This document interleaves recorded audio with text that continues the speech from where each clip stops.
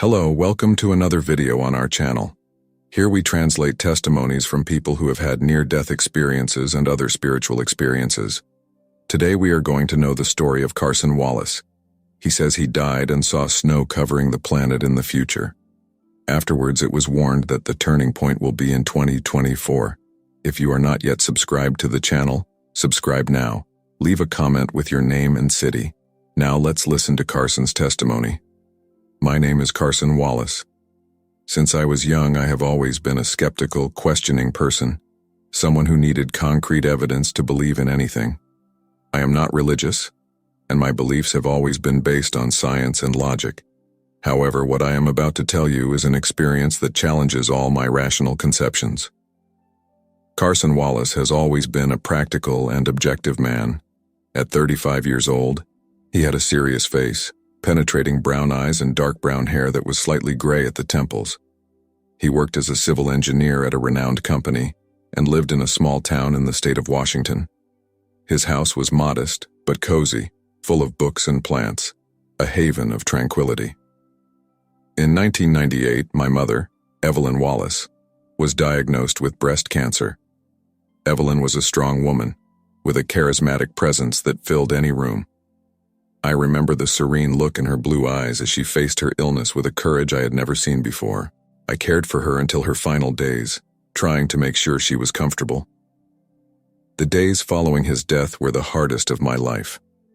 I felt exhausted, weak, and deeply sad, unable to find any motivation to move forward. At the hospital, her room was always lit by the soft light of the morning sun streaming through the window. The antiseptic smell of the place mixed with the soft lavender perfume that my mother always wore. Every hospital visit was an emotional battle for me. Watching it slowly deteriorate while I tried to maintain my composure was devastating. "Everything's going to be okay, Carson," she said, her voice weak but full of tenderness. "You are strong, my son. I will always be with you, in some way." After his death, the house that was once full of life now seemed like a desolate place. Max, my faithful companion, a golden-haired Labrador, also seemed to feel my mother's absence. He spent hours lying next to her favorite chair, as if he expected her to return at any moment. On the 7th day after her death, something happened.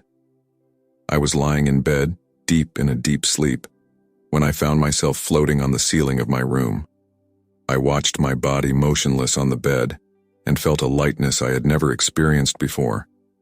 The room was dark, lit only by the dim light of the street lamp shining through the window. Shadows danced on the walls, creating unsettling shapes that seemed to come to life. I tried calling my dog Max, who was digging in the yard, but he didn't respond. Outside, the yard was shrouded in serene gloom. Max, with his golden fur covered in dirt, didn't seem to notice my presence. Confusion washed over me as I tried to understand what was happening. How could I be seeing all this if my body was still in bed? "Max, come here," I shouted, but my voice made no sound. It was like I was trapped in a bubble of silence. Desperately, I tried to move, but it was as if the air around me had solidified.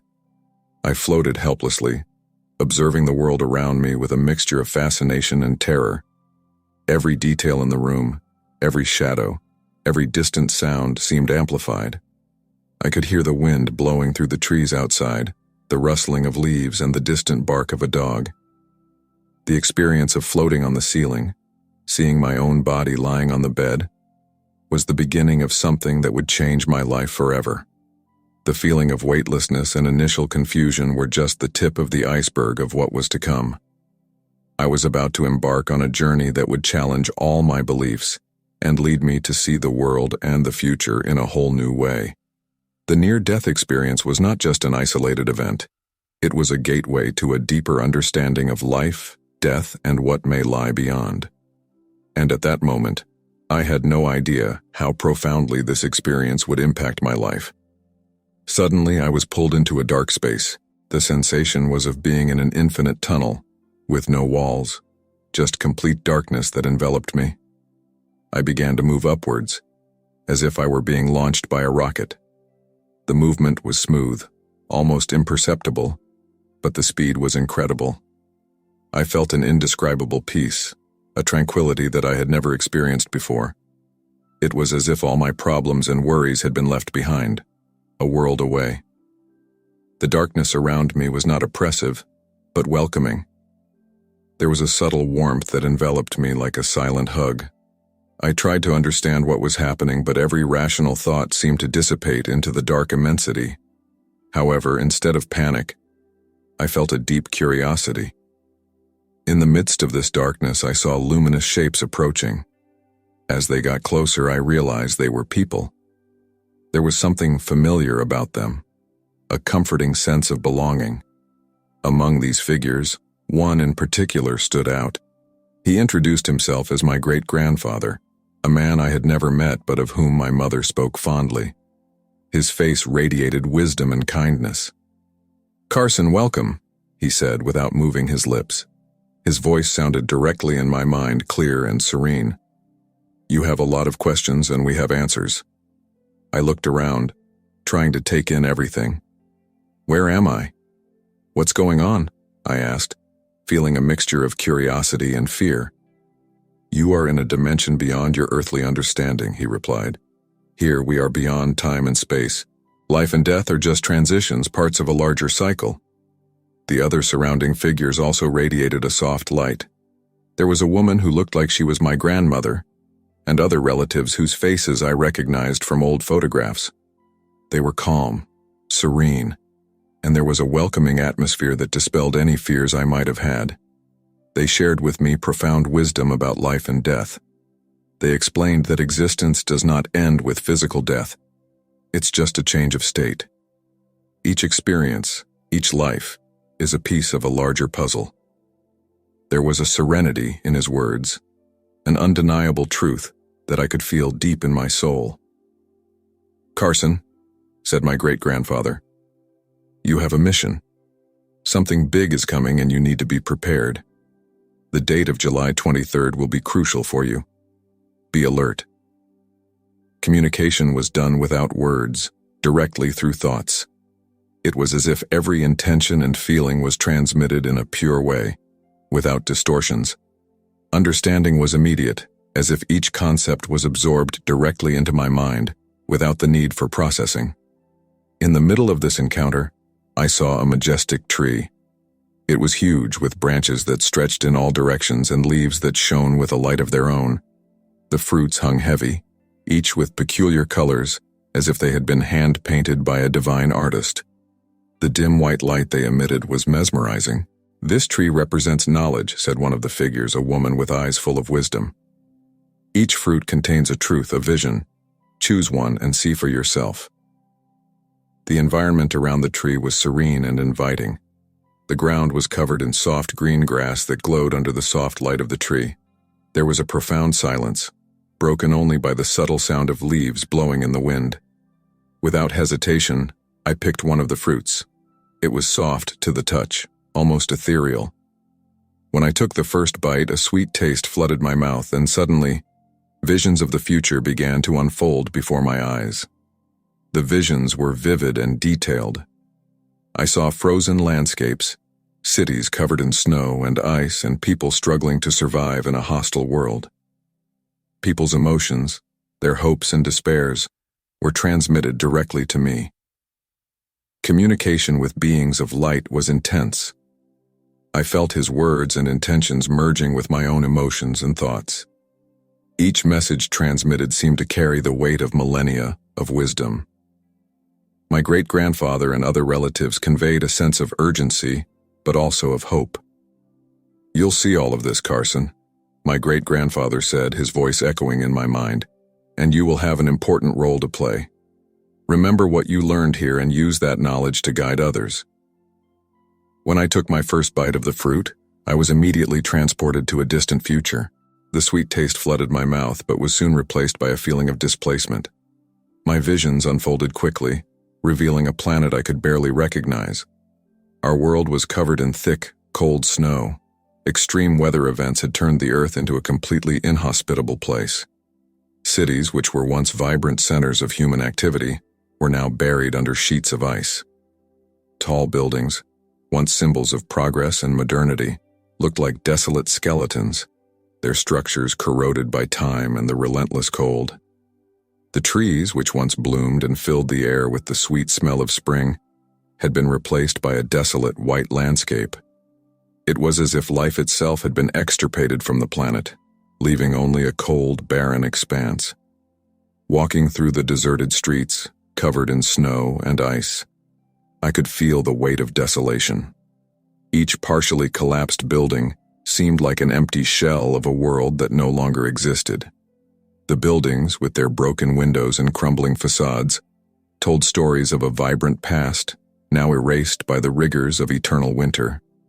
The air was cold and sharp, the kind of cold that penetrates the bones and makes every breath a painful effort. The silence was oppressive, broken only by the wind that whistled through the ruins, creating a melancholy sound that echoed throughout the ghost town. The few people I could see were wrapped in heavy clothing, their faces almost completely covered by masks and hoods. They moved slowly, as if each step were a monumental effort. It was evident that each movement required an enormous amount of energy and determination. The expressions on their faces, visible only through their eyes, were of profound weariness and hopelessness. In the midst of this devastation, I saw groups of survivors gathered around makeshift campfires. The flames cast dancing shadows on the concrete and steel walls. I could hear fragments of conversations filled with despair and hope. "We need to find more supplies or we won't survive the next month," said a tall, thin man, his voice hoarse from the cold. "I'm doing the best I can," a woman responded, her hands shaking as she held a child to her chest. "But resources are running out. I don't know what else we can do." "There has to be a way out," the man insisted, frustration evident in his eyes. "We can't just give up." But in the midst of this chaos, there was hope. I saw beings of light, ethereal figures that radiated pure and benevolent energy. They floated gently above the ground, their presence illuminating the darkness around them. The proximity of these beings brought a feeling of calm and security. They guided survivors, offering guidance and comfort. "Do not lose hope," said one of the beings, his voice echoing like a gentle whisper in people's minds. "We're here to help them find a new path." The vision was intense and overwhelming. I could feel people's desperation and struggle, but also their resilience and determination. There was an invisible force that united everyone, a will to survive and rebuild. The words of the beings of light echoed in my mind, bringing a deep understanding of the situation. "You'll see all of this, Carson," my great-grandfather said, his voice echoing in my mind. "And you will have an important role to play.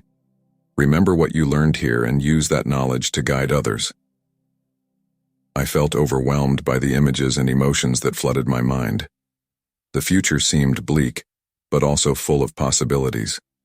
The presence of beings of light suggested that, despite adversity, there was a chance for redemption and renewal. This realization brought a new sense of purpose and urgency to my life. After returning from the surreal experience, my perception of reality changed drastically. Before, my world revolved around my career and everyday responsibilities. Now everything seemed different. The near-death experience was not just a vision, but a profound awakening. I began to live each day intensely, seeking meaning in each action. My home, once a mere functional shelter, turned into a haven of introspection. The walls were adorned with paintings that my mother loved, and the library was now my sanctuary, where I spent hours reflecting on life. Max, my faithful Labrador, seemed to sense the change.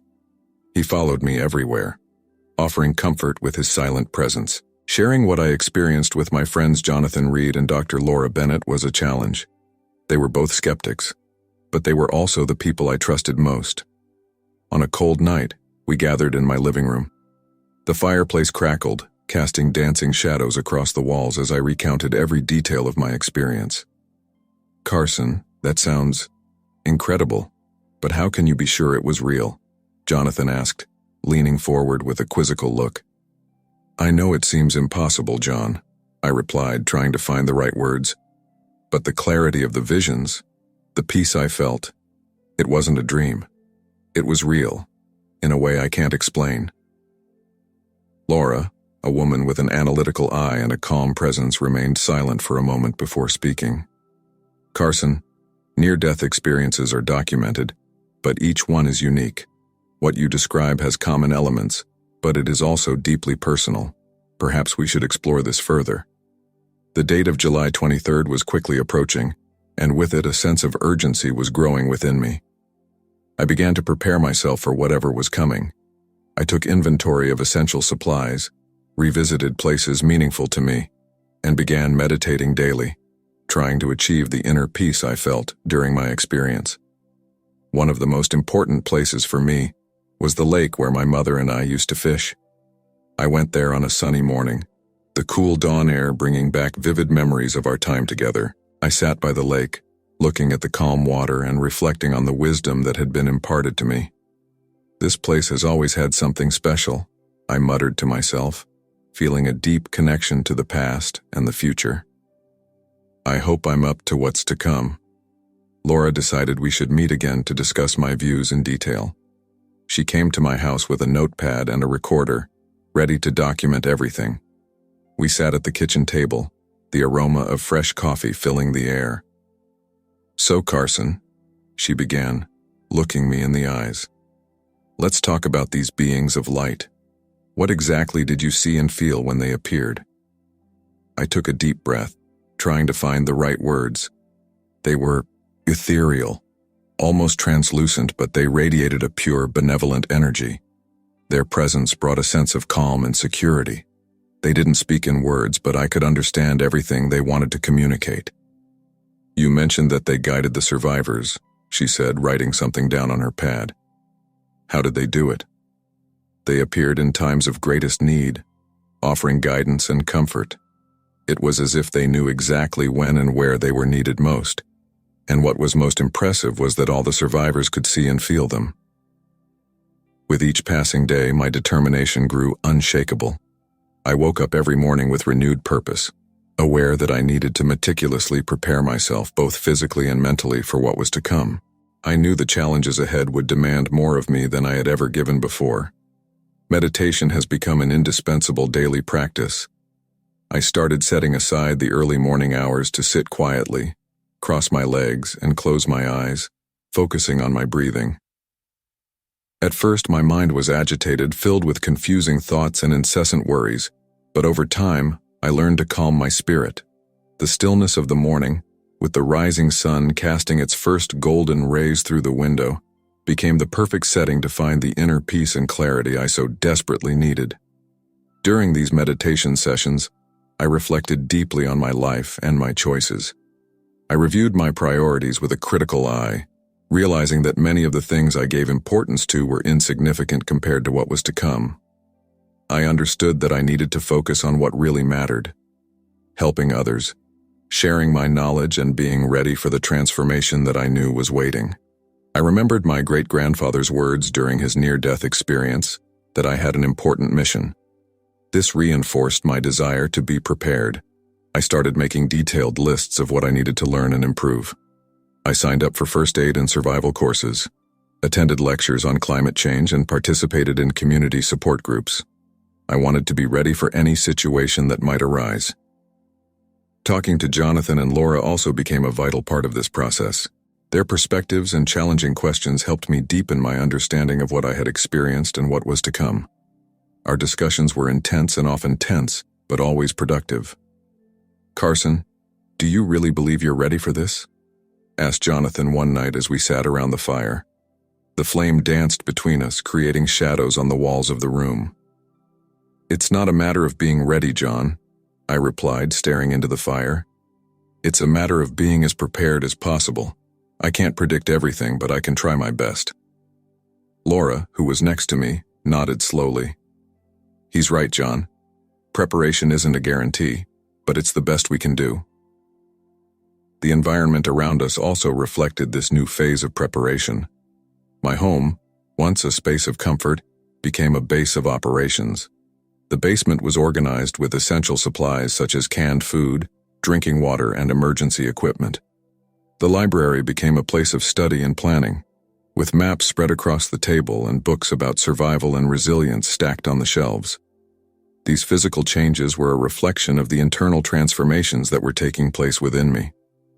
Every little action I took, from a meditation session to organizing supplies, strengthened my resolve. I knew that, despite the uncertainties and fears, I was on the right path. I was becoming the person I needed to be to face what was coming. In moments of deeper introspection, I thought about the community around me. I knew that my preparation was not just for myself, but also for those who might need my help. I decided to start sharing my knowledge with neighbors and friends, organizing small meetings where we discussed survival and resilience strategies. These meetings strengthened the sense of community and created a spirit of collaboration. "We need to come together," I said, looking at the attentive faces of my neighbors. "The future may be uncertain, but together we can face any challenge."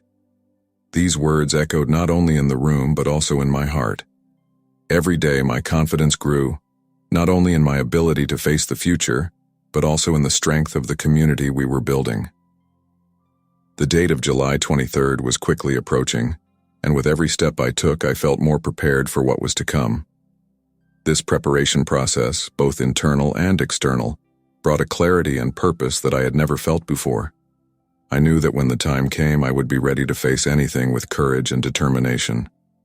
The future was uncertain, but my determination was rock solid.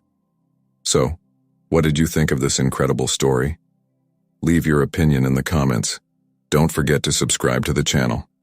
Activate the notification bell to be notified with each new video. Let's bring more people the hope that there is life beyond what the eyes can see.